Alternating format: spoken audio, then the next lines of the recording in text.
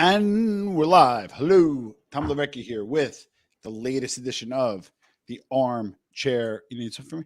Armchair NBA.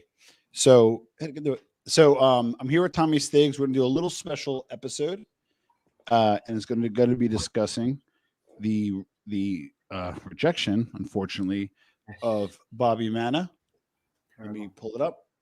And we're discussing high-ranking mobster, 91 years old, again denied release from prison, and to come back to New Jersey. So I have Tommy Stigs on, former associate in New Jersey. With that being said, Tommy, why don't you give a little context on who Bobby Manna is in terms of legacy and why this is so important? He was a powerhouse in North Jersey, and all of Cosa Nostra, really. He was a powerhouse. He was a big guy. It's unfortunate, man. I just don't get it. 91. And he didn't get convicted on the action. He got convicted on the thought or the conversation. It was not even acted out. They wanted to clip JG. You know what I mean? Yeah. Apparently from the recordings. Well, so let's kind of again, allegedly, although he's been found convicted, who knows with the government. He wanted to theoretically get John Gotti. Why do you think? Because he went against protocol. They think John Gotti went against protocol and wanted to get it back in line. Remember the West Side, they're all about protocol and structure and how it's supposed to be. They try to maintain it. That's why they're so successful all these years, right? So typically, if you're Bobby Manna, right, for him to even make that call or that suggestion, it has to be assumed that he's at the administrative level, correct? Yeah, I would assume. So, or if he's not at the administrative level and he's coming up with this, then he's being hypocritical because he's doing the same thing that he wants to violate John for. Good point. Think about so, it. Why do you think? Possibly, why do you think it didn't get off the ground? Because there was a case where they heard about it. I guess it was bugged. They warned John Gotti. Why do you think it wasn't executed? That they interfered, I believe. Probably they interfered. So they might have saved his life. Yeah, I think so. And that's their obligation, right? Their ethical obligation. Their ethical obligation. It's their ethical obligation, yeah. Oh my God, I had to laugh on that one. Sorry. I just had a cigar with Tommy, so I'm still dealing with that. All right. Yeah, too. All right. So with Bobby Manna, the reason why, I don't know, and again, what I kind of want to touch upon too, is the legacy of the Genovese, right? And a guy that is not talked about enough, which should be talked about. Hey, Baith, how are you, buddy? What's up, Joe? Hey, Joe. That's or Tom sent me a. Hey, Joe. Hey, guys. What's up, buddy? Sir? All right. So we're going to be talking about, which is interesting. I already got. Sorry, guys. I'm being rushed by someone. No, I apologize. A little bit. We were going to plan it. We did a little earlier. Joe, I apologize for that. So anyway, I'm not even dressed appropriately. I just got.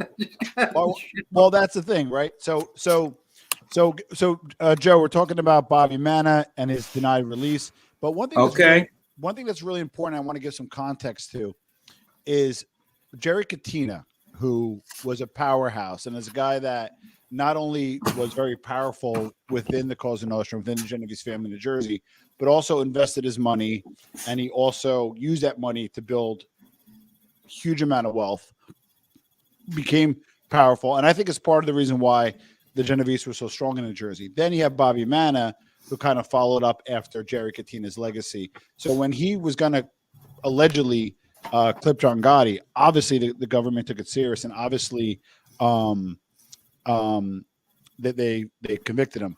But there are some people that believe, and somebody wrote earlier, that there may be some conspiracy to it. Joe, are you familiar with the Bobby Manna in the case? A little bit. Like what he went to jail for? Yeah. So for convicted. They had the bug in the bathroom. Correct. In the restaurant in Hoboken. Correct.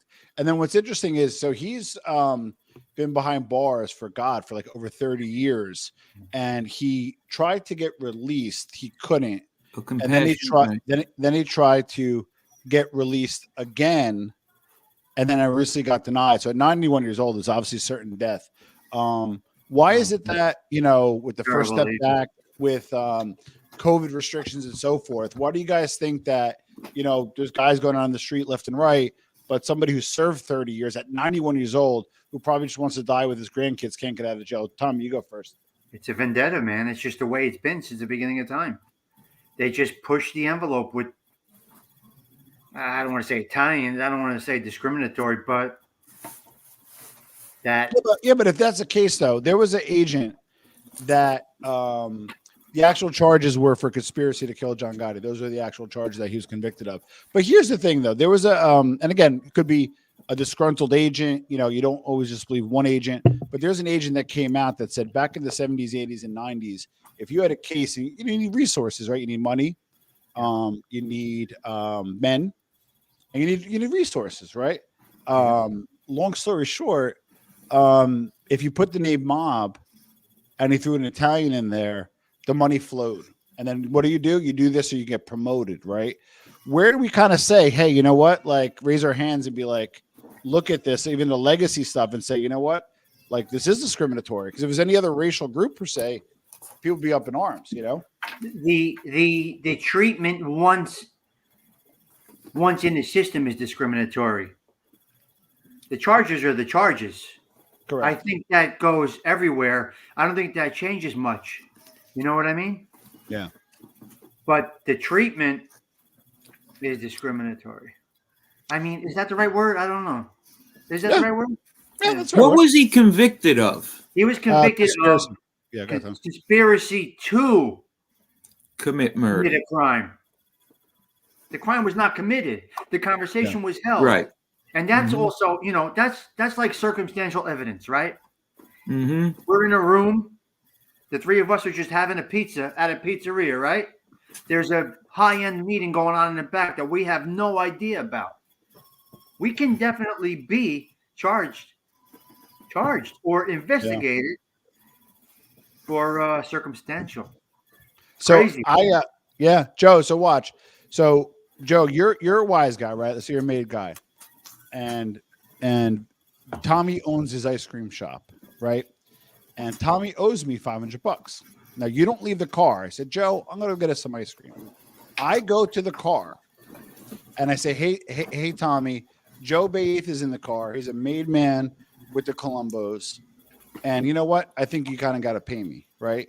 By me pointing to the car and you not only even just sitting there, not even knowing what I'm saying, but you're using your likeness. I'm using your statue as an inducted member cause Nostra. Mm-hmm. We can get 20 years for enterprise racketeering just for that. Right. Yeah. And how often does that happen? All the time. Because because I know from just past cases, like you're facing 400 years, but they'll give you 15. I mean, how real is it that they actually give you? In federal, they'll give you not just football numbers, but they'll give you 3-digit lottery numbers and not care. The whole idea is to just literally knock out of the box, right?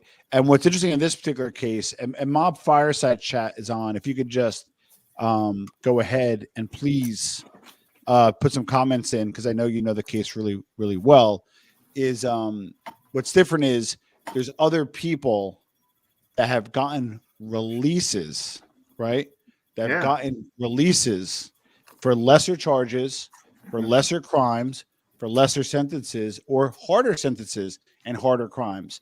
But Bobby Manna, for some reason, the judge wasn't biting. Priors, obviously. They know he's a career criminal, evidently. I'm sure there's priors that go back to we were in diapers, if that. You know what I mean? In Vincent the Chin. Yeah. He was his guy, so maybe they hate that guy still. The last one I saw that got a compassionate release was Frank Polizzi. Christy Tick, they let him out too. Chris Finari. Well, Frank Polizzi had cancer, correct? Yes, but he lived for 7 years after he got Who's out. Frank Polizzi? The Cavalcante captain. Oh, in Delvo. that's something completely different. I'm talking about like Bobby Manna was like with Chin. So Yeah. they link him to Chin. Yeah, that's it, right? And I think that has something to do with it. But they did let Chris Finari out of the commission case. Yeah. He's from Staten Island. They released him to Staten Island. He was in his mid-90s, whatever. He lasted about a year or two. But they got a thing against Bobby. I don't know. But Well, you know what else? There's one other thing though. It's what the person does while he's in jail too. Who knows with Bobby Manna? Who knows if he might have still been active as far as, communicating with people on the street. You got to take that into consideration too. Yeah. Some guys that go away, a high-level wise guy, yeah, he's probably still has rackets going on in the street. I'm not saying he did, but could that play into it maybe? Who knows? Well, so watch the gambling charge, which is also bogus, prevented from getting parole. So I think it's called if I'm not mistaken, I'm not a lawyer, I think called a predicate act. So what happens is, what the hell is that? It's my ringtone. The ringtone is called "Murder After Midnight" by the Ghetto Boys. Ghetto Boys are good. It's the Ghetto Boys are great. Yep. My mind's playing tricks on me. Exactly. You know the Ghetto Boys, right? Exactly. That's a good one. Yeah. So we're gonna be a mob channel that is actually going to talk about the mob. So anyway, so the gambling charge bogus is what prevented them from getting paroled. And again, so what they do is they want to build a body of work, right? The feds overdo things. That's why they have a 96% success rate in terms of convictions, right? So they'll say, not only was he the underboss, and not only was he capable of killing somebody and all these different things, but he's a career criminal, and they'll take other things or predicate acts. Right. Yeah. And what he's capable of, and what he's capable of ordering, and what he's capable of doing. I guess so. He can control a lot of things, right? Well, watch. Yeah. He could push the button, right? So the government claims that 79 years old Judicial and 92-year-old man are still a dangerous to society and committed egregious crime. So this is what I don't get. If he did it, I'm a popular fucking guy. What could I say? Everybody's got my number. You can put on silence. So where's Vinny? He's got to come on shortly. Because that's him calling me right now. He's a jooch. He doesn't see me on the screen. Tell him with the link. So government claims that a 79-year-old, again, egregious acts, but the act wasn't committed. Exactly. So that's the part I don't understand. So was he convicted on a conspiracy? Yes. Murder? Yes. Conspiracy. Yes. Like, what was the charge? I don't even remember. It's so long ago. Conspiracy. I know. I got charged with conspiracy also. I'm not doing 30 years. I did under a year. But, but he has history, right? Yeah, but what about the ability to reform, right? If we have it, and it's going to be laughable, but if we have a system that's meant to rehabilitate, right, people. Can I pause you for a minute? People, right? The system has nothing to do with rehabilitation. I've been in the system. It's punishment. They can call it corrections all they want. The bus should say punishment, not corrections. Not correcting anything. We as men and criminal men adapt to that life within 24 hours and are able to live in there. And it's not so, I don't want to sound crazy, but it's not so bad. Well, okay, so correct. It's not as bad. Okay. Also, but hold on real quick. Also, he's not been in jail a small time. He's been in jail 1/3 of his life, probably for 40% of his adult life, whatever the number comes to, or more of his adult life. Right? If he was a bad guy and he was doing bad things, him and his co-defendant were model prisoners over 30 years. Why doesn't that come into play, Joe? What do you think? The thing is, who are the people that are, making the decisions to Judge. let them out? The Federal judge? Yeah. Federal judge. I don't know. I don't know either. I hate to say one way or another. I don't want to say that, the judge is not racist, but there's some sort of bias or whatever. But what else could it be? Or maybe it's a situation, if they let Bobby Manna out, right? Every other guy that's 80, 90 years old, why wouldn't they let him out? Well, that's the thing. So my mob fireside chat is all over this case. That's a Would you great, come on? that's a great comment. Would you come on? We'll send you a link. You don't have to show your face. I'll email you though, because we're not having any outside guests on tonight. We're just keeping it short.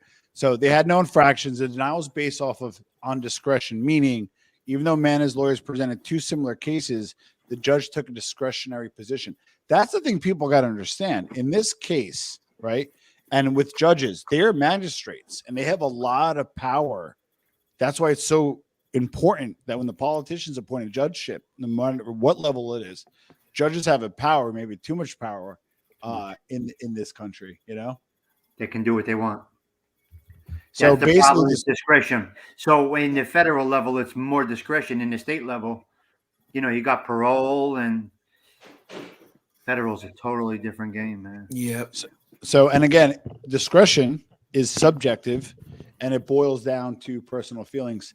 Mob Fireside Chat, if you can respond below, or if you could jump in, it'd be great. What evidence was there? Was it a bug or somebody rat?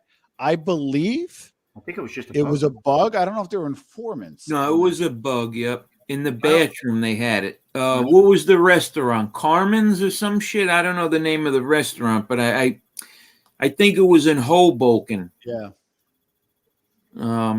Yeah, they bugged the fucking women's bathroom, and that's where they were conducting and it their also meeting. was the Schiff case, which was the guy that got murdered on the Upper East Side. Yeah, he was Schiff. in a restaurant, and that was a hit. That was a hit. Casinos, that's it. Yep, Big Calm, that's it. Yeah. Yep. And it was in Hoboken, but the Schiff case was what is considered circumstantial, right? And the reason being is because it was a tape case. So, like, for example, Tommy and I went for cigars earlier, right? And we were chit-chatting, and we could be just talking about things. We could be close friends. There might be some innuendos. It might be whatever. Non-code, just whatever. It's up to the interpretation of the person interpreting, and then the lawyer presenting that, and then the jury buying it, right? So even though they may hear it one way, there is somebody that is looking to juxtapose and switch it another way. Word.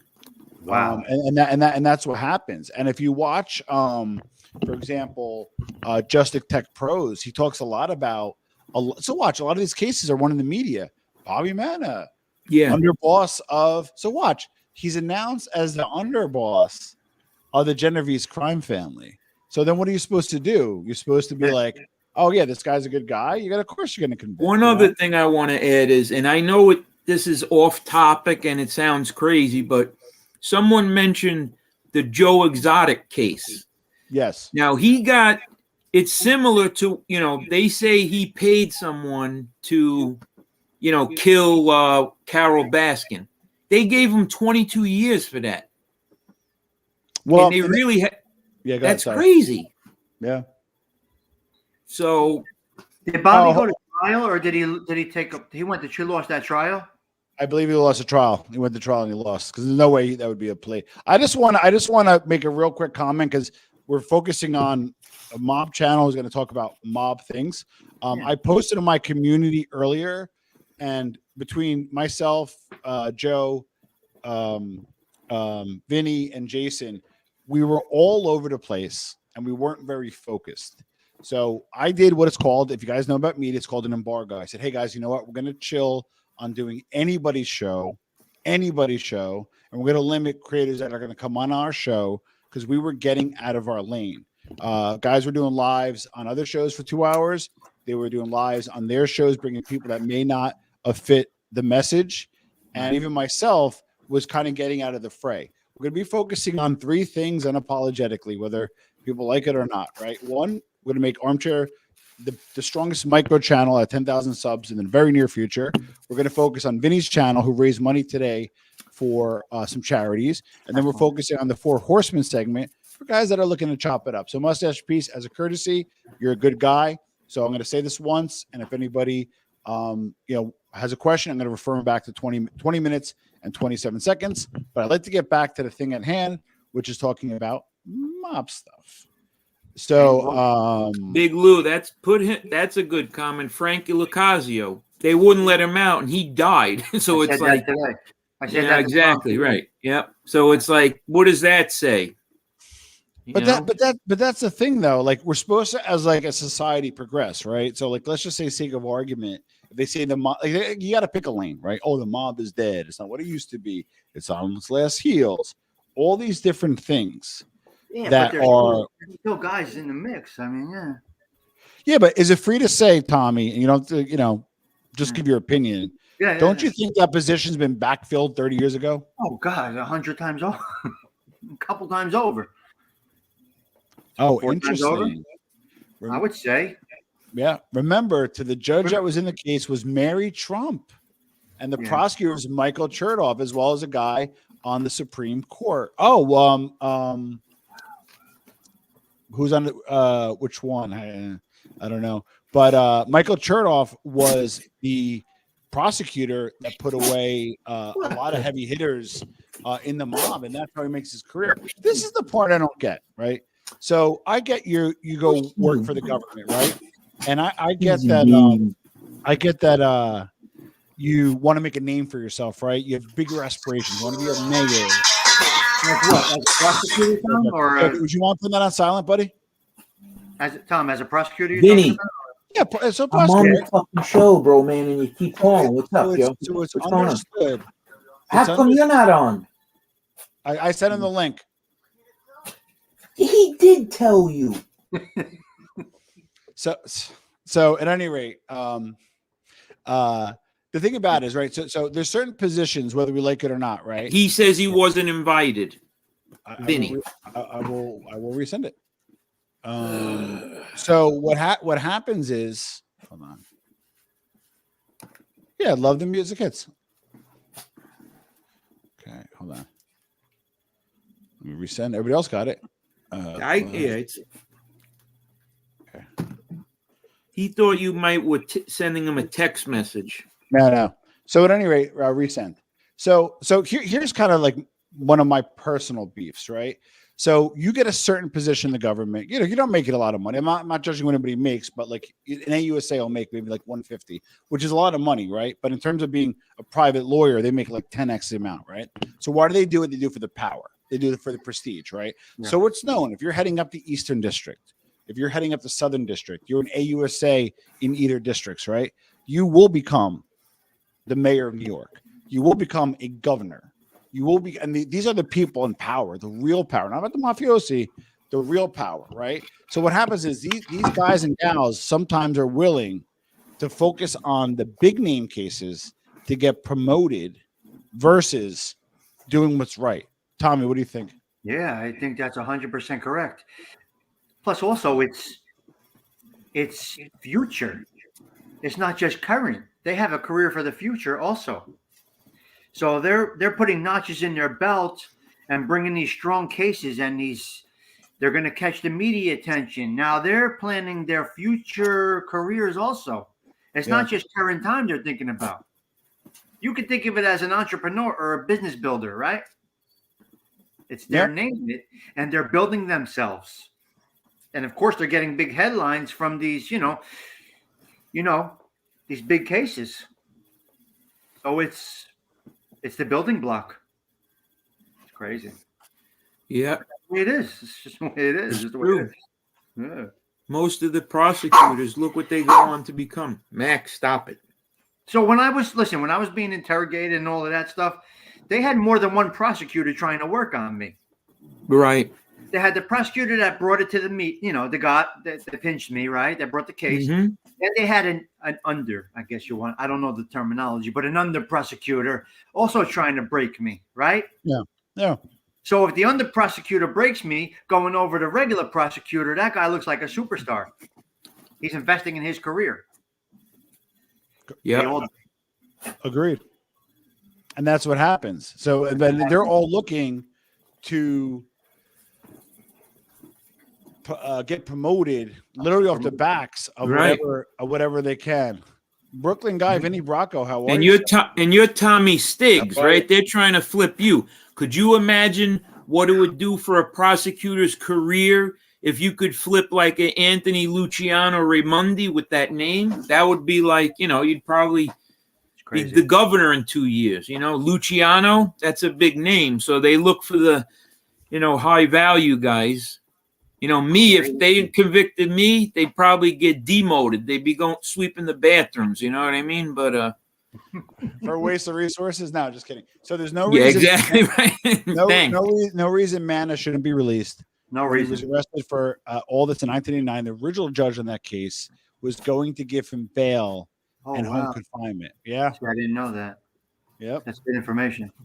But like I was saying, so he went to jail in 1988. Do you think that he was demoted and he never had any contacts with anybody outside? Like he just did his time and he might have still been running a bookmaking operation or he might have been involved some way. And so for us to say he should be released, yeah, he probably should have, but we don't know the ins and outs of it.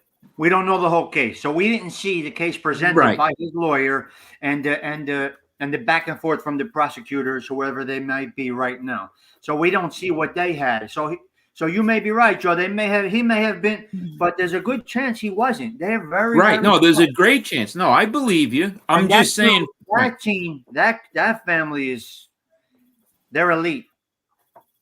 I'm just saying, without that information, it's hard to really make a determination because Yeah, there's a no. lot of guys that go to jail that get stripped down and have nothing, but Yeah. there's also a lot that still have interest on the outside, as you know. Agreed. But I think they backfill. I think they backfill to run it efficiently. Mm-hmm. They're Yeah. at a different level. You know what I mean? It just seems like if any family wouldn't shelve their guys, it would be them. You don't need to shelve them, but they really need to take the back seat. Right. You're not going to shelve a Bobby Manna, right?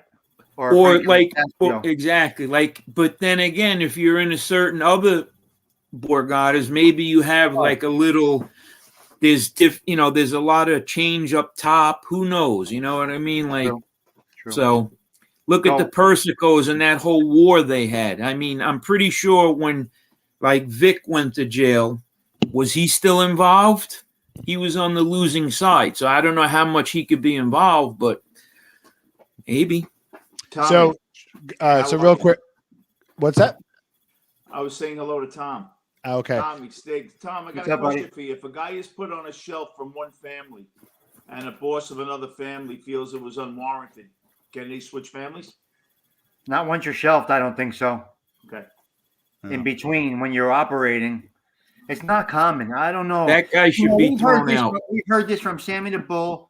I think we've heard this from I don't know who else. That's not typical. It really is not typical. It doesn't happen often. That's not a common thing, especially if you have a problem that you've been shelved. Definitely not. That goes around just as fast as the note to propose you. Right. So really quick, so Chernoff wasn't happy that appealed to Mary Trump, and the bail was stayed. So if one judge wasn't enough, the other judge, it was okay. And the other part is it shows you that if you have a mob conviction under your belt, it's an easy way to get to the top.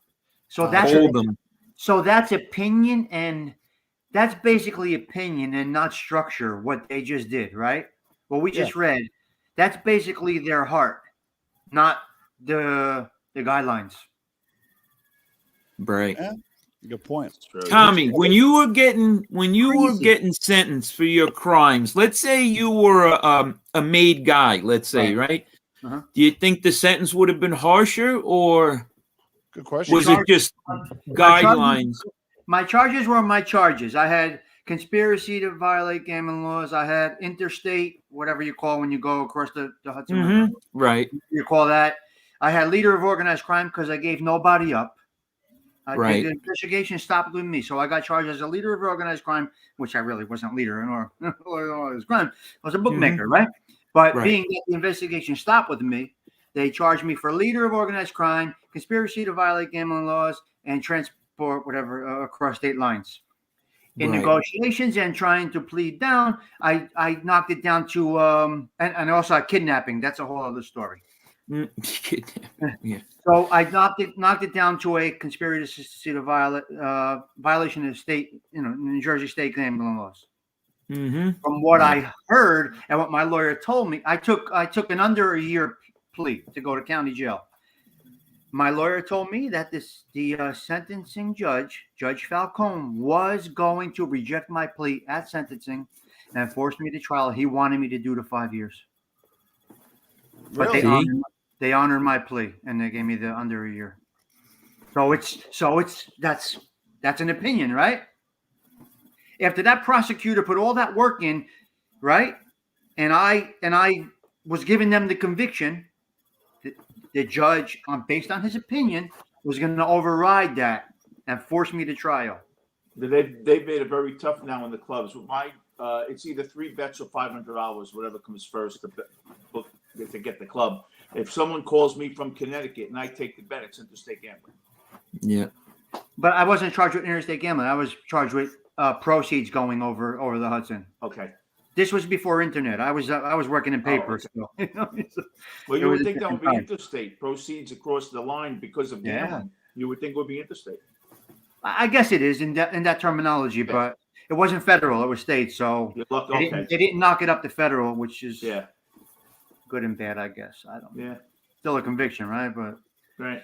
But like I'm saying to Tom's point before, and what we were saying before, it's a matter of opinion or a judge's mindset. He can say, no, I don't want this plea. After I accept, I accepted the plea, I accepted the time, I accepted the probation, I accepted the fine, I accepted everything for a guilty plea, and then went into county. And then they still try to break you when you're in county. They still come in, banging on your cell in the middle of the night, sleep depriving you, waking you up the next day, saying, "You got anything? You want to talk? You got anything?" They just Really? County's brutal. Tommy, what do you think you would have if County's you brutal. committed if you were charged with the same thing nowadays with gambling being legal and whatnot? You think the penalty would still be the same? Yeah, it's all the same. I don't think it changes. Right. I don't know if the guidelines change. I don't know. It may be kicked up to federal, like Vinny was saying. You get that that it might have been nowadays. It may be kicked up to federal. Yeah, I would assume. Right. Now Bobby was in. That was all federal, right, Tom? That's all federal. Yeah. So Vinny, it's- what's yours? You weren't on. We were talking about the Bobby Manna thing. What's your take on it? He was denied the compassionate release or the early release. Did he try to come out compassionate release for age, COVID? Because I know a couple of guys that got out for COVID. 91, no COVID, just wanted. Yeah. They figured he's not a threat to Tom. What did they say? He's not a threat to society anymore. Is that what his Or he was a threat. That's why they didn't release him. We considered it egregious. his lawyers? I mean, his lawyer said he's not a threat, right, Tom? Correct. He's 91 years old, and You know what though? You wonder why. You wonder if Mush at 88 doesn't get arrested, and all these guys at that age who are still on the phone doing shit. I wonder if the judge looks a little differently. 91 and 88. Not a good that point. much of a difference. Very good point. Today there's guys that really have their scruples at 90, right? Right. Yeah. Absolutely. My grandfather's 100. He was at my house yesterday. Yeah, He's still sharp. Yeah. I mean, he's slowing down a little, but he could walk. He could get up and down stairs. I mean, he's, got his wits about him. Wow. Tom. Yeah. Tom, what did he get? Did he get 30 years or did he get life? Well, he got life, but he served 30 years. And another interesting point is he's been fighting for 30 years to get out of this, right? Right. So if you're guilty, right, 5 years, 10 years, 15 years, so the COVID thing kind of maybe gave an out for compassionate release, right? Prior to that, I guess there wasn't, and I don't know the case well, but I don't think there was any basis to apply for compassionate release. So why would you fight along the way for your freedom if you did if you did it right, you'd be like, you know what, I risk a retrial or I risk something else, and then I get screwed even more. Versus I can maybe get parole at some point, right? So he's been fighting, as I understand, for over 30 years. It just that the compassionate release with COVID gave him an opportunity or an out to maybe, God forbid, die with his family. And obviously it's not probably going to happen, unfortunately. I don't think they mentioned that though, did they? I don't think they mentioned COVID. They just mentioned that 30 years and he's not a threat anymore. Is he very sick? So perfect timing. Man is very sick and he has numerous medical issues. Now the other part too is, what about if you have medical issues, right? And you're in you're in the penitentiary, and I'd like Brooklyn guy to maybe give this one. That's an expense to taxpayers, and it's not inexpensive. Lawyers are expensive, treatment's expensive, medicine's expensive. Sure. So like, are we kind of like juicing the system because like to protect ourselves politically, but also bulking the taxpayers? Political, that they have a hard on for the mob now. That's it. Not At like any cost. At any cost. Chemo. Thanks, Chucky. Chemo, cancer medicine, whatever it is, they're going to give it to you. Absolutely. We don't see that stuff. I right? wonder though. I wonder how much if the judge just made that decision, how much Mush Russo and all those older guys that got busted that were on the phone at 88 threatening people, 87. I wonder if they say, hey, out of sight, out of mind, when it's right in front of you the last month, that this guy's running it at 88. Who says this guy can't have a throwaway at home? I don't give a shit how sick he looks. You're right. I think that could have had something to do with it. You're right. You're right. Could be. So evidently, according to our good source, may have gotten paroled, but it was a gambling charge that was kind of like the stone in the shoe, if you will. And there's a testimony of one cop who had an issue with Manna early on. So like, why is it that? And I'm going to ask Mr. Eighth when I finish my extensive story in this case, and we'll come on and talk about it if you want. Abso-friggin-lutely. So with that being said, Mr. Eighth, Mr. Who? Mr. Eighth, you're Mr. Eighth. You're Mr. I thought I was a bunch of other things. The landscaper, I like that one. I'm going to get a shirt, but I'll be listening. I'm inappropriately addressed. No, please don't. I like that. No. So here's the thing, right? It's like, how do I say this? Okay, so you have good representation as a lawyer, right? He probably did very well for himself. He has a lot of resources, probably great lawyers, probably has a legal team, right? But it's almost like when the government tees something up, like a cop or a tape or whatever, it means more. But when it's your defense, it means less. And we're supposed to have a jury system.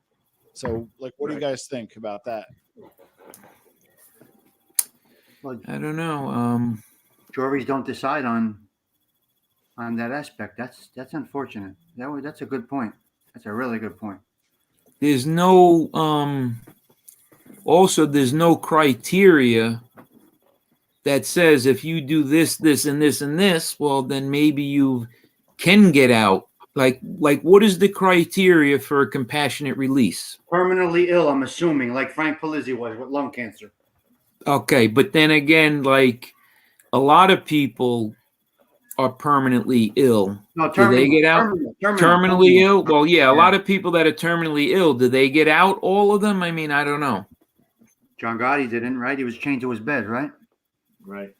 But he didn't try either. He was not going to even – he was taking it to the end. God bless him. But so watch. The government said, and the judge agreed on this motion, that though his chance of recidivism is 0, that he's not a dangerous society now. The denial is based off of egregious crimes of the past. But shouldn't you look at those crimes? Meaning, if one's a gambling charge and one is like another charge, and they're not all like murder rap sheets, shouldn't they be almost weighed accordingly? Vinny, go ahead. They should be. I just think they are tunnel vision. I think they want these guys, and I think they feel, you know what? You broke the law. You're not going home to say hello to your family. You're not dying with dignity. That's what I really believe. But Vin, your point was really valid when you said Mush is like 88 years old. Absolutely. Still pulling shit off. I mean, absolutely. Look at Sonny Franzese at 92. So they see Sonny that. Franzese at 92 was shaking guys down, they said. Yes, in and sports. I That's think right. that that's in mush recently with all these older guys. Listen, just like the jury is swayed by the news and media, don't think the judge isn't. When the judge sees a recent bust of guys in their mid to late 80s running the whole show. It's crazy. You're right. That must play a part in it. I believe it does. And it's federal, not state. When you get life in state, it's 25 in Jersey. Yeah. Oh, yeah. I think it's 20. It's not life. You get life plus 10 or life like that. I think life is really like 25 or 30 years. I don't know if it's life, die in a cage type of life. So anything over 25 is considered you got life. I believe so. I think life is a 25 sentence. Wow. I may be wrong. It's definitely different in state than it is in federal. Yeah. Federal, you're dying in a box. You're dying in a cage. You know what I mean? Yeah. But That's I think interesting, state. though, I think state. The terminology for life is 25. If I'm not mistaken, I may be wrong, but that's what I thought it was. So the other thing is, it was based off the First Step Act, and the First Step Act was, ironically, a policy that was submitted by, I think it was Senator Tim Scott, and signed off by Trump. And literally 5,000 men were able to have like Christmas with their children the first year after it was signed. And a large majority of that were actually African American men, because they looked at the system and there was a disproportionate amount of men that were convicted were African American, right? Now, in this particular case, right, you have an Italian American who served 30 years, been trying to get out, has been a model, I guess, prisoner, if you will, right? Guest of the government, and just can't get off. So this is the antithesis of what the first step back was about that Trump signed. This was the actual opposite. This is meant for these type of cases. You know what? 91-year-old guy, he's not well. He should be with his family. And it looks like a lot of young men went out, which is great because they get to live their lives. But what about an older guy? I mean, I don't know, man. Wise guys or Italian men or Italian American men or whatever you want to call it are typically model citizens. Should things be. are done in the street. Vinny's not, but just kidding. Things are done in the street that are done, right? Some of it's barbaric, some of it's crazy. But for the most part, we act like gentlemen. I don't want to say we. I'm not a wise guy, but you act like gentlemen, treating women correctly, typically, not everybody, but so they are going to be a model citizen. So they don't even take that into consideration anymore. Unfortunately, that part of leniency might get swooped under the carpet, but you don't typically see a wise guy acting up in the system. Typically, there's going to be some here and there, but they're going to be model citizens. They accept their time. They know what they did. Unless you're a rat or a stool pigeon, you accept your time and you do it, right? So I'm sure Bobby Manna was fantastic, but he was a model citizen, model inmate, right? And they go through it.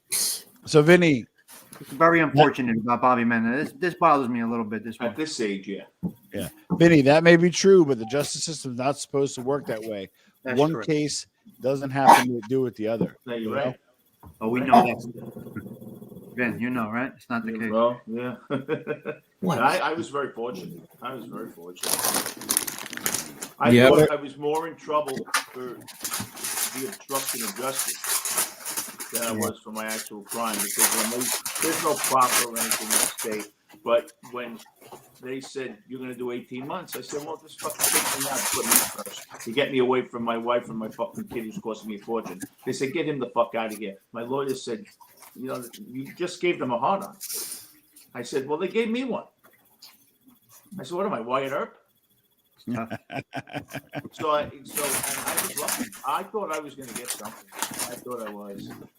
I didn't think a lot. Don't get me wrong. It was 9 months. The boss got 9 months, but he was 65 years old. Rikers they sent him to, and I'll never forget when we were sentenced. I heard the judge. I heard them say sidebar, and the judge said, "Yeah," and I heard the judge said, "I don't do weekends." So I guess they were asking him if he'd give him work release. You stay on the weekends, you work during the week supervised. And I said, oh, shit. It was Judge Crone, Kron. He just got someone for murder like a year before. He was a rough judge, and I figured, but I had the agreement where I knew I wasn't doing jail time, but I forfeited $81,000. And if you don't fight for it, they can use it right away. If you fight for it, it's still tied up for a year. They can't use it a year and a half. So they figured, we'll get the money now and won't give them jail time. It's my first big offense. I was for gambling before I was hit, but not bad. And but no, you're right. I think one of my friends just got out for COVID, but he had to now go in and serve the rest of his time. Oh wow! Last year he got out. It's my dogs that are breaking my balls for treats. I'm not eating. You'd see me putting it in my treats mouth. all over your lap. You got Cheetos and all this shit right on the desk. They know. Oh, you're the boy. See, he wants a treat, my little guy. Well, let me ask you a question. So we bring Vinny to trial, right? And Vinny decides to go through the time and expense of the trial, right? And he's announced as being an associate of the Ronzoni crime family, right? And right off the bat, that sounds guilty to me. So why is it that certain things are admissible, certain things aren't, but the government's allowed to label you even before the juror even sits their ass in the chair? I'll give you one. Right around the time that I got pinched, someone else got pinched. I won't mention his name. And they wanted his nickname taken away out of the papers. It implies he had a nickname like Joe Schmo.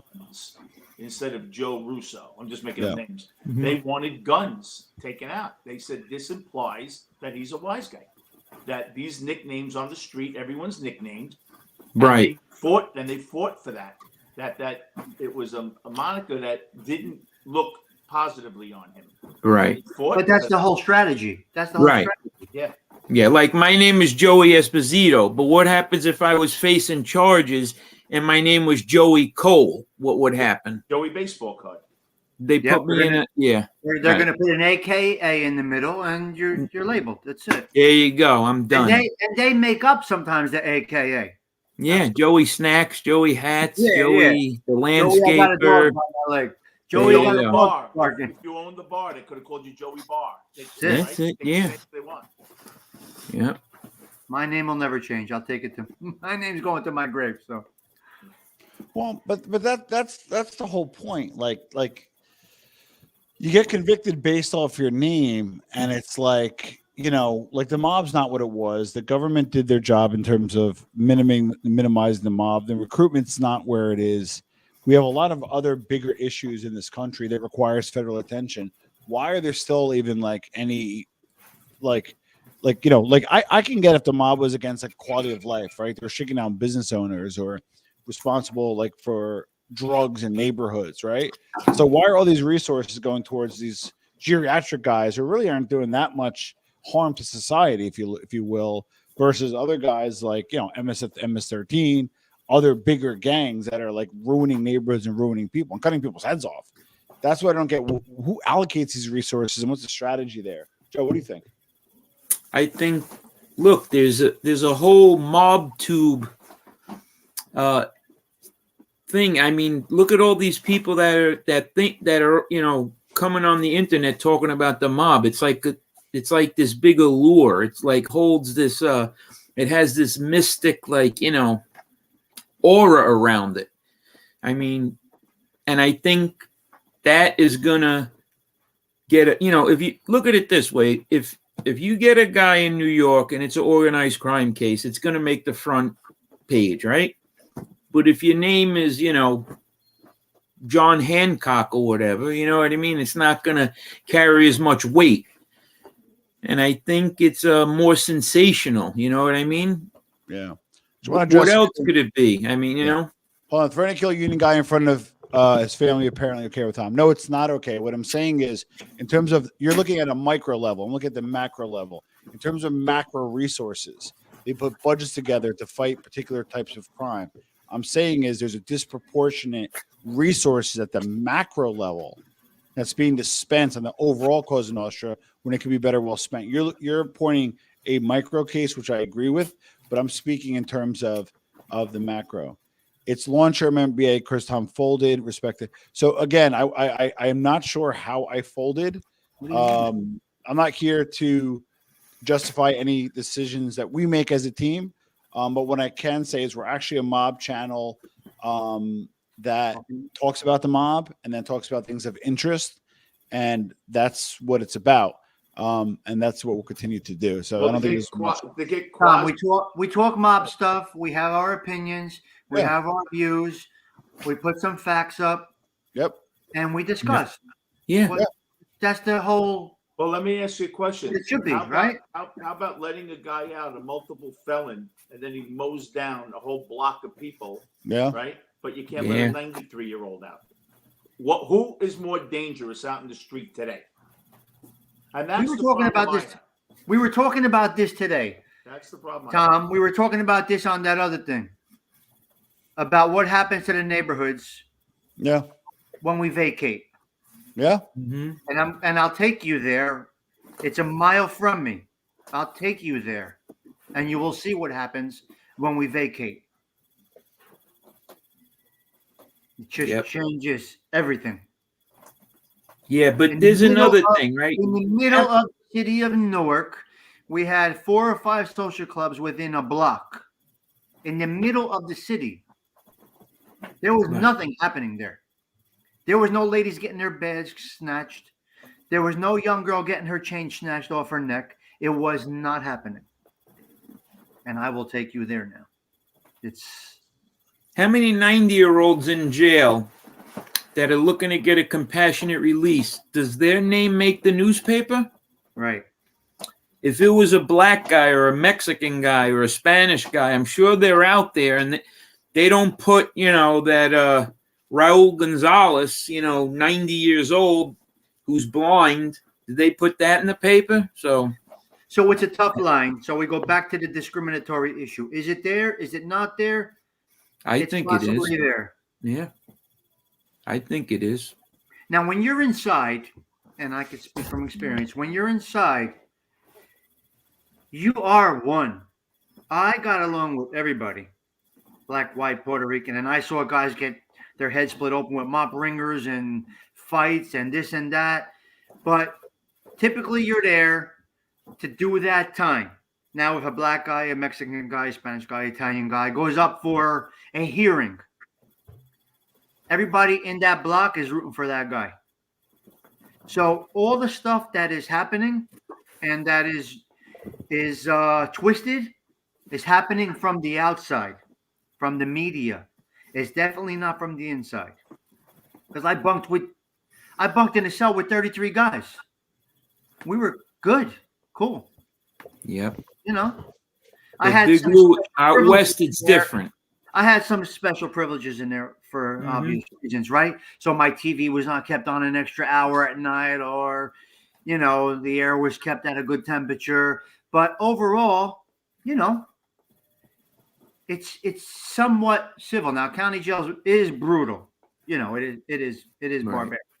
Mm-hmm. But we were 33 guys sometimes in a cage, and there was none of this. What you hear that they're printing or what they're talking about, because an Italian guy can bunk next to a black guy, next to a Mexican guy, next to this guy, next to that guy, and go through it. You got a spoon, you got it, you got some garlic powder, you got this, you got that. It's just. But when you're in California, it's completely different than the East Coast, because Big Lou was on earlier on Vinny's show. Yeah. And I know, not from personal experience, but I have family. White guys are not bunking with black guys, or, sharing treats, or, sharing silverware and shit like that. It's just not happening. You stay with your own kind. Yeah, I'm sure. And I'm sure it's changed now. I'm talking 20 years ago, so I don't know. But the media drives a lot of this stuff. Yep, they do. Yeah. Especially in an election year or something like that. Lawn Chair NBA, are you thinking about changing the name? You got to run that by me. So hold on. I don't know if I like that. It looks like in a Harlem heroin dealer, I think it's William Underwood, was in a similar situation, and he was a large heroin dealer that they cited on the case to get his released, And sure enough, that was ignored, and Bobby Manna still is retained. That's I have insane. zero tolerance for any of the junk dealers, pushers. I just can't. Either way. I just can't. But wouldn't you argue? I'm just putting it out there to the panel. Wouldn't you argue that the government is supposed to do what's best for society as a whole, right? So if somebody dealing drugs versus an organized crime member who's allegedly or conspiring to kill another, not kill him, but conspire to kill, right? So wouldn't that be way different from a societal perspective? I think a drug dealer would do more harm than an organized crime guy conspiring to kill somebody else who's also in organized crime. What do you guys think? I think you're right. But I think that I really, this is personal to me. I've lost family members, friends, and, etc. I do not think Frank Polizzi, I think Bobby Manna is more of a candidate for early release than Frank Polizzi was. Frank Polizzi was a heroin dealer, and that's it. Okay, but his one kid killed him. He has serious repercussions. You pay it back. You pay it back, right? So if Frank Polizzi can get it and Bobby Manna can't get it, that's just a twisted situation. Yeah. I think that I don't know if I got off topic, Tom. I'm sorry if I did, but I think that when drugs are involved, I think that's a game changer for me personally. Anyway, I think it's a game changer as far as the judge and his sentencing. You're destroying. Gambling destroys lives. A lot of things destroy lives. But can I make a bold statement here? Can any four of us raise your hand or say yes? Or no, rather say no, sorry. Say no. If somebody from your family, immediate or close-knit family, was not decimated by drugs. I know Vinny and I can't say that. How about you guys? Decimated. My people I looked up to died. The horrible deaths. From the heroin, from AIDS, from overdoses. I've lost too many. Too many. I have no Who tolerance hasn't? for it. So what I'm saying is, And guess what, Tom? Let me pause you 1 minute. I think Please. we're responsible for starting this years and years ago. Is that correct? Well, the Italians were Back very then, right? heavy on the H pipeline from probably the 30s to the 80s. So the Italians were culpable. Obviously, not Italians, organized crime Italians, which is 1 in 110,000, a very low number in aggregate. But nevertheless, in organized crime group, the Italians were responsible for bringing it in. That Probably from the that 30s. pains me. No. That pains me because what I was doing on the street had nothing to do with that. Now, I'm not saying lives weren't destroyed from gambling and loan sharking and all of that stuff, but to see somebody gambling on the Jets and losing their mind and their shirt and their mortgage versus a crackhead walking down the street with a needle in her arm, a mother of 3, you know what I mean? I want to ask an interesting question to all three of you, and I call it grading on a curve. And here's what I mean: if there was a drug dealer and they were a convicted drug dealer, us three would be up in arms. They're POSs, blah, blah, blah, right?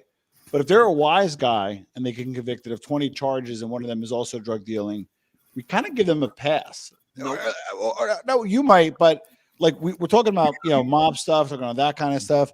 And it's like, I kind of feel like even myself, like I have a personal aversion to drugs, but then some of the mobsters that I talk about on a regular basis were some of the biggest drug dealers going. Why do we grade on a curve and have a higher acceptance for Italians reversely? And if so, why? Vinny, you go first. Because I think it's always been romanticized. I think when someone passes away, we don't think the mobster that's in jail actually sold it on the corner.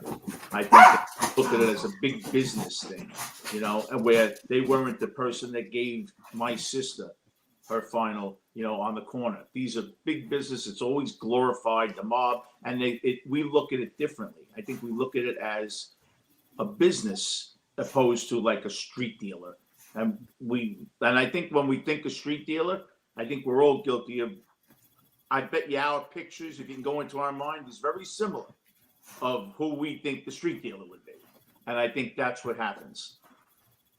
Like you could say that minorities have suffered the most with prison time and everything. Yeah, absolutely. But did they Did they produce the drugs and get the drugs into the country? You Right. know, are they behind that?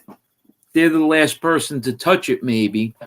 Right. No. So, you know, No, I think of it totally differently. Maybe I just see it broader, but I see the dope fiends down the block here or wherever I'm at, and I'm like, I think we have something to do with. Not we personally. Our culture and organized crime has something to do with this. We brought it here. We made it easy to flow. Not we. You know what I mean? Yeah. Yeah. But I feel it. I kind of feel it when I see them. And I have friends with kids that right now are, I have grandmothers that are friends are right now worrying about their grandson. And Tommy, my son's locked up in such and such a county. Can you call? Can you get him comfortable? He's kicking right now 30 bags a day, and I feel it. And I'm obligated. I feel it to make a contact to help such and such his grandchild. what about pharmaceutical companies? What is their role in this? Same shit. Purdue Pharmaceuticals. Same thing. My cousin was a wrestler. Injuries. Ended up Pills. dying with a needle in his arm from AIDS. My So son's a wrestler. My son's a wrestler. He has injuries. I tell him, take Tylenol. That's it. Okay, I worked in the pharmaceutical industry for 20 years, and I was in a doctor's office in the Bronx, and it was a general practitioner, and I run into a rep from Purdue Pharmaceuticals. You talk chit chat, Hey Joe, what do you do? I work for Purdue. Well, what are you selling? Whatever it was, some opiate, whatever the opiate was. I forget the brand name. It was an opiate, and I'm like, this is a primary care guy. Well, we got the pain clinics, we got the hospitals, we're going after the general subscribers. And I'm like, yeah, but like that's kind of harsh. Like you get acetaminophen or an ibuprofen and you're good to go. So the pharmaceutical companies wined and dine the doctors, the general practitioners, which write majority of the subs, to get people hooked. And what do these doctors do it for dinners? It's what they call wine, dine, and honorarium, pocket money. Yep. trips, all that kind of stuff, and it caused an opiate epidemic. We have an opiate epidemic. Like Staten Island, which is a very nice borough, has an actual opiate epidemic. As much as 20% of people have some sort of opiate, whether it be. And the best part is, it's not like just people shooting in their arm. It's the guy who gets his back hurt, goes to a pain management guy or gal, gets a script, and is secretly hooked on it and cannot let it go. And it's a shame. Tom, you're not talking about Dr. Goldstein, are you? Oh, there's a few. Hold on. I don't comment much on the comments. Mo, I am not blocking you out. If there's a wrench in here that's blocking you out, maybe adjust the comments a little bit. But in terms of me blocking you out, I'm not. Tom, stop timing me out. It's not my fault. Your friends are a liar. Who's a liar? I don't know. Chucky Wolf, come on, baby. I wouldn't do that to you. I don't know. You're top shelf, Chucky the Wolf man. I love you. Lying? Do we go back? Let's go back in the comments for a minute. Who's lying? I don't know. We're speaking. We're having a conversation. Well, here's the thing, right? I like lives, but one of the challenges, and I do my best. I think personally that I do my best to engage. I'll put up meaningful comments. I like to answer questions. It's just that you kind of get some people that, for whatever reason, want to get attention or they just want whatever. And the truth of the matter is, we're not falling for it. Thank you, Chuck. Mo's actually historically comments a decent amount. Yeah. Generally, is a little bit more friendlier towards the show. I guess he has a beef. Mo, you're welcome to put up a comment. We'll listen, but it can't distract the show. Now, I noticed one other thing, Tom, before we get moving. That Lee-bodied Gunsmoke, I don't know if I like that name. Hold on a minute. I just think the name, like, I don't know what it really means. You know, is it a shot at Gunsmoke? I mean... Yeah, the other thing is, if you notice, I'm not putting comments up. So this is really important to talk about. I'm trying to spend a minute or two because we're not going to be too much longer. Is like the whole like mob tube thing, right? Like one, we are Father Time. Do you have your wrench? If you have your wrench, if you don't mind, feel free. Hold on. I have to go to the other Tommy's side. Yeah. So Father Time, you're my guy. You're our guy. You're welcome to proceed at will. I won't even question you. It matters because he's my friend. That's why it matters. Just like if someone dissed you, Fin Freak, I wouldn't stand for it. So thank you. And one other thing. This is part of my show. I got a piece of it. Yeah. Thank you. Well, so this is important. I just want to talk about a few things, and we'll get back on track because we don't want to get too sidetracked. Number one, Father Time, do you? Anything that gives you even a twinge of uncomfortable or is not in line with today's conversation, put time out. You're even welcome to block. I trust you explicitly and implicitly. Number two, that's the funny part. You have a mob channel that actually wants to talk about current mob stuff, and you have people like changing names and saying stupid things and accusing people of lying. To me, like that makes no sense, right? So I again, earlier, and I'll bring it up really quick. We met as a team. We talked about, hey, what are we looking to do? Again, there's 3 things we're looking to do. Make this channel dope, help Vinny out, and get the 4 horsemen off the ground. So I said, hey, guys, you know what? We're going to put a little embargo for the end of the year. We're just going to kind of chill out on some other shows, right? I'm getting text messages that there's another show, and I'm not going to name names, doing a whole show about me making that decision. This second, and you record this, and I want this to be clear, and I want this to be concise. The second you do a whole show with the premise of a decision that a smaller other show makes, you already lost. Done. Because, like, it just makes it just when they get your attention, when they have your attention, when you have, or they, you know, that you win. Yeah, and I'm gonna give you some philosophical things, right? So Vinny is working really, really hard to monetize his channel. So I just want to take a second to recognize Vinny, and taking a moment. And you know what? He had a very good super chat day today, and he called me up excited. And you know what he said? He goes, "I'm excited because I cannot wait to cut the check." He's excited to the St. Jude's. He's excited because he can't wait because we're gonna go out. We might do it next Saturday. We're gonna be at the Starbucks in Summit. Tony, you're gonna come. Tom, you're gonna come. We're gonna buy a whole bunch of toys. We're gonna donate them. We're only gonna commit to 501(c)(3)s, and we're only gonna go legitimate charities, and we're gonna do the right thing. He didn't call up and say, "Oh my God, I'm buying this. I'm buying that. I'm buying this." And that's where our attention needs to focus on our channels, to focus on what we need to do. So nobody put a gun to my head and said, "Tom." I think that's a fake Mo, Tom. Got it. Tom. I think that's a fake Mo. I know Mo personally. Who's and Mo? He's not even answering. So I think that's a fake Mo. He's trying to affect that other Mo. Mo? Yeah. Joe sleeping in the public library for the free Wi-Fi. Is that me? And shit about me too. Nonsense. And the other part, listen, the other part is the other part is I want to say, I don't count people's money. If somebody decides to monetize a channel through super chats, they decide to monetize a channel with Cash App donations, they decide to monetize their chats through viewership, they decide to monetize chats through sponsorship. By the way, jsvcapital.com for your financing business needs. So my point being is, I don't besmirch anybody for what they do with their money and how they do it. But I feel good about how we focused in on today in our brands. Vinny had a bang up day in the super chats. Vinny had a fuck ton fun time doing it. And that's what it's about. So I will never apologize to anybody or make any excuses for doing what's right for our team and the people that are going to be helped by Vinny. Even though it's a micro amount, it's going to grow to 300. It's going to grow to 3,000. And we're going to work as a group to provide you content. Happens to be in the mob genre, but We're talking about the mob stuff, not somebody's business decision. So let's not play into the comments, the negative ones, because that takes away from the goal, right? And our goal is to have good content, good conversation. I'm not worried about these guys. I don't really follow the comments, and I don't really care. Yeah. I don't have anything to hide, nothing to lie about, nothing to bullshit about. We give our opinions, we give our content. If they like it, they like it, right? Yeah. That's what we do. That's what we do. So once you play into that, we divert off of what we came here for.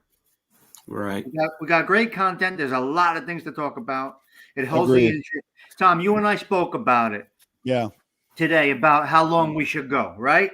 Yeah, How we're long gonna. should it go? Is an hour too much? Is 2 hours too much? Is 3 Yeah. hours too much? But if you're getting comments and the topics are there and people want to stay on, then you keep it going, right? Correct.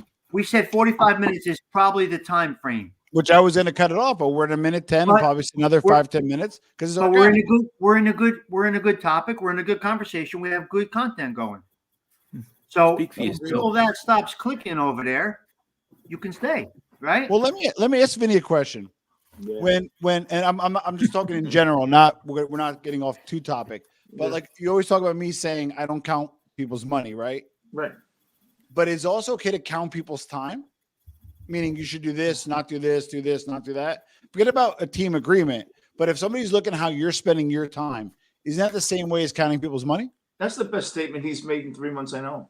Or counting people's friends. You're absolutely right. And you know, just 20 seconds, give me. People think that we're pretty smart guys, I think. Sometimes. And we look at end games. So people that may question what we're doing, did anyone ever think that maybe we know what we're doing? And that we look at the end game and There's no that, bullshit. There's no nonsense here. but people don't look at that. You're getting firsthand experience from you with your situation, right, Vin? You're getting Absolutely. firsthand information from me. And although mine was before probably all this information that's available, Yeah. you're getting it. Yeah. You can kind of tell, and you can verify that shit by checking Oh, people out in my neighborhood. You'll know. Absolutely. They did me. And Joe's doing his thing, and Tom is Tom. I mean, Tom. I'm eating. That's what I do. I eat. He's feeding his dogs and he's eating. But you know, Joey I snacks. eat. Yeah.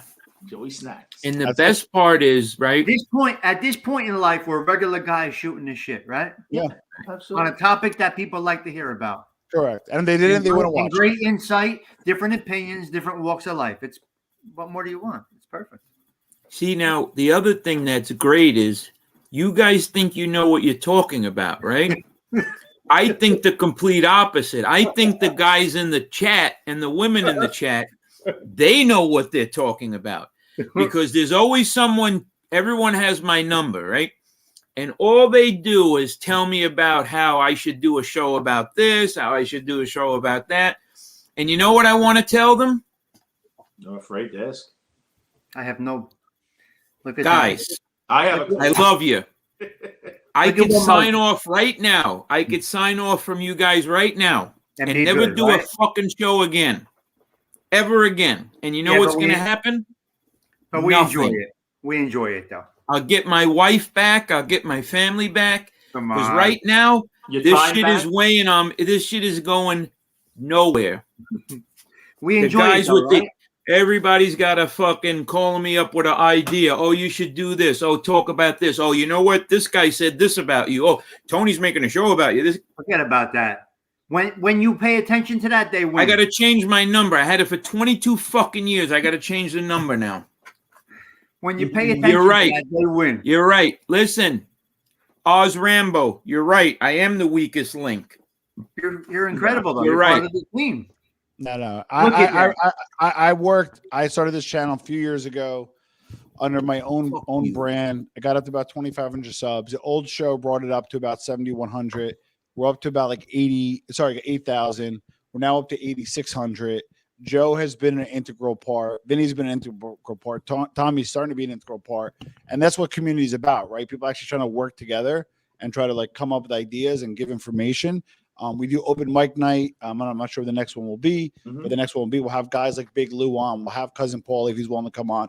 And that's what it's about. And the truth of the matter is Your grandmother's sensitive. it's something that, it's something that this is entertainment, right? So like there's people that like we met with in person or people that I've been doing this a little longer than these other guys. And one guy came to me, and I'm not going to say his name, but like had a bad breakup with his wife 2 years ago and like was going through a hard time.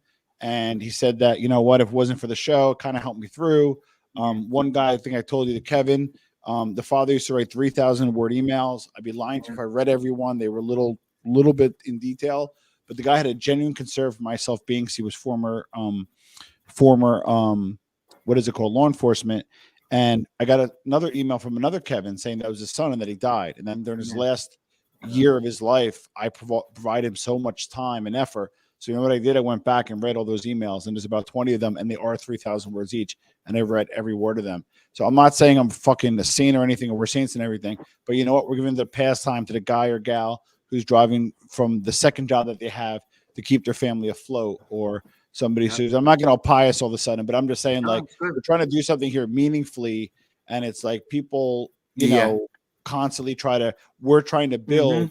And right. People are trying with to the stupid fucking comments. Like Yeah, you really like, come on, bro. What fucking time is it right now? Okay, it's fucking 8 o'clock. And you're gonna come on our show. You're gonna come on our show, which is fairly serious, and you're gonna crack jokes and then tell me that I'm thin-skinned. Get a fucking life, bro. Get a fucking life. Joe, listen. Come on, get a life. Joe, listen. They're here. We win. But no. No, what do I win? They can't hurt you. I don't win shit. Yeah. I don't win nothing, bro. I don't win anything. Yeah, I'm losing right now because I'm being forced to choose who I could talk to, who I can't talk to. This guy doesn't like me. That guy's coming to my house. Please. That's all ridiculous stuff. Stay on topic.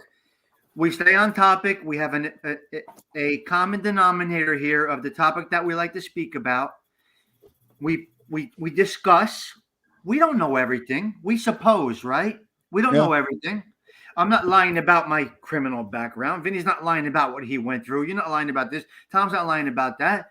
We're just putting it here, talking, shooting shit, a bunch of guys, and it seems to be very entertaining, evidently. Yeah, but the thing is, you know, unfortunately, let me interrupt you 1 minute. I'll never take it personal. You know what's happening though? See, the people just see me coming on the show. Yeah. But there are things happening behind the scenes, okay? That I don't fucking like. Okay? And you're stepping into something and you're making comments and you don't know what's going on, okay? And I'm going to tell you right now, 1, 2, 3, 4, and the 100 people listening, I did not get into this for that. Okay? I did not. Yeah. Okay. And if I got to have people doing shows about me, it's not worth it for me, bro. I got 3 fucking fake gold chains I have on right now. Okay. 3 fake ones. Okay. I live in a fucking cardboard box. This ain't helping me right now. Believe me. Well, maybe you could help me get some new jewelry. Well, I will tell you this. I met Gary Vaynerchuk. He has like millions of followers online. Jersey guy, brought himself out from nowhere. And he, I think he probably has like 5 to 7 million followers online. And I went to go see him one day, and he said, I was starting the content game, and I said, what wins? He goes, good content always wins, right? So if you create good content in the long run, they always win. And people that talk about other people or focus on other people else, they already lose the second they do that. So we won't do that. We won't let that, and that'll be it. We'll be wrapping up soon. We're going a little over time. But Vinny, give us a little bit of we'll go round robin on the final statements for tonight. Final statements are that, I think the Manna situation is a product of what's gone on the last 30 years in the mob with all the self-boasting and walking around and thinking above the law. Guys used to think they were above the law, but were quiet about it. Now they walk around like they have a license. And that's why a 93-year-old's still in jail, 91-year-old's still in jail. As for Joe's statement, because I want to go around to all of you, I totally agree, Joe. I think that they tried to get a rise out of you because you're a good guy. And in fact, if you were the weak link, they wouldn't be doing it. So, but they're not getting a rise out of me. I just feel bad for people. I just feel bad that I gotta tell people I can't talk to you anymore. I can't do this. It's just. Well, and that was my second part. My second part is anybody that thinks that we're not going on doesn't have the faith in our intelligence to realize that maybe we are doing something behind the scenes. Nothing to do with law. Maybe we are just acting the way we have in the past to get what we want, and they don't know us that well, so they wouldn't know our history of winning. So people have to I'll give an example. I'll own it. I made the decision and I ran it by our team, that I said, let's cool it off on other shows. Vinny focused on his show today, did not go on another show and raised $350. Just imagine if you started that 3-4 weeks ago, Vinny, how much would you have for your charity? So that just reinforces the thought that you disagree, Joe? Yeah, Okay. I do. We can chat it No, offline. I agree. I agree what you're saying. Okay, but I don't want to say something that ruins, this thing that's going on. So I'm not going to even say it. I'm not. But trust me, I have a completely different thing. I have a complete. You and I. Yeah, because you know what? It's when I see someone getting shaken down. But we'll talk after. Nobody's getting shaken down. We'll talk after. But I'm getting shaken down. All right. Well, I'll talk to you. We'll talk after. And again, at the end of the day, listen, this is entertainment, right? We're all grown men. We all make our decisions. And the truth of the matter is, whether we like it or not, there was a show that I went on that some people weren't comfortable with, right? And there was other stuff going on, and all those little sticks, you started putting them together, aggregated to a point where we said, well, what are we doing here, guys? Like being on other shows, how does it help Vinny raise his money? How does it help you, get your platform going, right? And even for me, who I gave a lot of time that I took away from this channel to get rid of Vinny's to help him get over the goal line, right? Yeah. So that's the whole point. The whole point is to focus in and to focus on what we're great at. And that's that. So, made a decision. We talked about it. We all agreed on it. It's not meant if anybody's butt hurt over it, they'll get over it, right? There's bigger issues in the world. I don't wish anybody non-harm. I hope everybody's channel is prosperous. It's a big enough space for all of us to prosper. But the truth of the matter is it's a tough game. Content is a tough game. You've got to be creative. And that's that, So, Joe, any final thoughts before we go to Tommy? I just want to say thank you to everybody in the chat for the support and understanding. I mean, it's a tough time right now, and hopefully we'll push through. I mean, Tom put me in the game, so I got to roll with Tom, because without Tom, you guys wouldn't even know me. So, yeah, but it's not and even it's tough. But it's not even just about that. Again, it's simple. Vinny wouldn't have got what he got in today. No, I agree. I'm just saying. But it's real, though, right? It's not a game, right? But there's an underlying factor that's in that, right? Because what you're saying is true, but it's just all about timing and perception. But you know what? You know what the perception I care about? When people view, they like, they comment, and more importantly, donate to Vinny. So the truth of the matter today was a big W. Yes. Right? Vinny, you've done five shows with chats that had eligible, right? You average about what, $10 per show? Yeah, probably 10, 15. And today's $350. So Joe, you know what? The truth of the matter is we're here to have a little fun and help people. If we do that, nothing else will matter, and the rest will promise you it will all fall into where it's supposed to fall into. Tommy Stigs, wrap it up. Stay on topic. Keep it on point. Don't play into this nonsense. Once they get your attention, they win. So we got it. It's a good thing. Evidently, people are watching. Evidently, people like it. But when you get off topic and you go into that other gray area, you lose viewers, you lose interest. It just loses your interest in a matter of minutes. Once you open up a show that starts knocking the other show, done. You're over. It's done. Stay on topic. We opened up with a beautiful topic tonight, and it was a great topic. And Tom and I spoke about it at length today in person. Let's keep it on point. I have nothing to hide as far as my past. I don't make myself to be something I am not. It is what it is. I got caught up in some things. I took a pinch. That's it. Everybody knows about it. Everybody knows me. Everybody knows my situation. Everybody knows where I am at today. I'm a blue-collar guy right now. I don't claim to be a boss or was any higher capacity than I was. I'm a working guy. I'm a strong guy. I'm a working guy. Look, you guys are seeing this, right?